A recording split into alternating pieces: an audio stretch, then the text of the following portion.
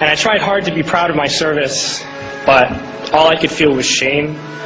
And racism could no longer mask the reality of the occupation. These were people, these were human beings.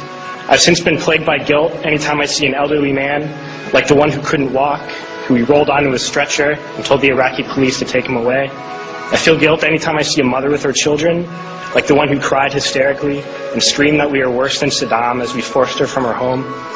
I feel guilt anytime I see a young girl, like the one I grabbed by the arm and dragged into the street.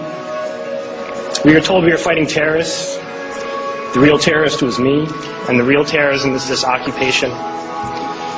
Racism within the military has long been an important tool to justify the destruction and occupation of another country. It has long been used to justify the killing, subjugation, and torture of another people. Racism is a vital weapon employed by this government. It is a more important weapon than a rifle, a tank, a bomber, or a battleship. It is more destructive than an artillery shell, or a bunker buster, or a Tomahawk missile. While all those weapons are created and owned by this government, they are harmless without people willing to use them. Those who send us to war do not have to pull a trigger or lob a mortar round. They do not have to fight the war, they merely have to sell the war. They need a public who is willing to send their soldiers into harm's way. They need soldiers who are willing to kill and be killed without question. They can spend millions on a single bomb, but that bomb only becomes a weapon when the ranks in the military are willing to follow orders to use it. They can send every last soldier anywhere on earth, but there will only be a war if soldiers are willing to fight.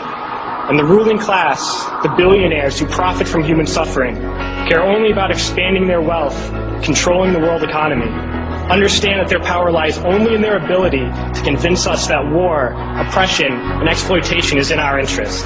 They understand that their wealth is dependent on their ability to convince the working class to die to control the market of another country. And convincing us to kill and die is based on their ability to make us think that we are somehow superior.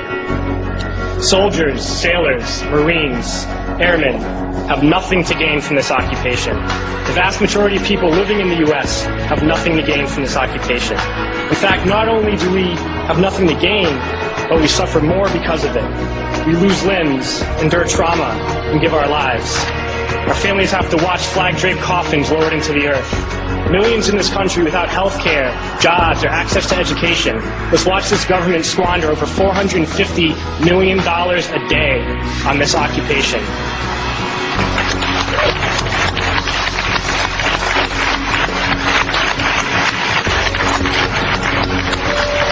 Poor and working people in this country are sent to kill poor and working people in another country to make the rich richer. And without racism, soldiers would realize that they have more in common with the Iraqi people than they do with the billionaires who send us to war.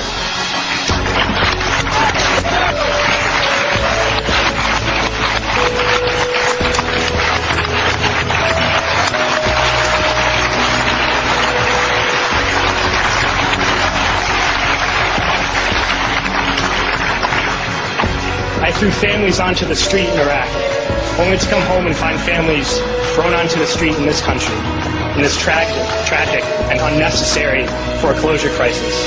We need to wake up and realize that our real enemies are not in some distant land. They're not people whose names we don't know and cultures we don't understand. The enemy is people we know very well and people we can identify. The enemy is a system that wages war when it's profitable. The enemy is the CEOs who lay us off from our jobs when it's profitable. It's the insurance companies who deny us health care when it's profitable. It's the banks who take away our homes when it's profitable. Our enemy is not 5,000 miles away. They are right here at home. If we organize and fight with our sisters and brothers, we can stop this war, we can stop this government, and we can create a better world.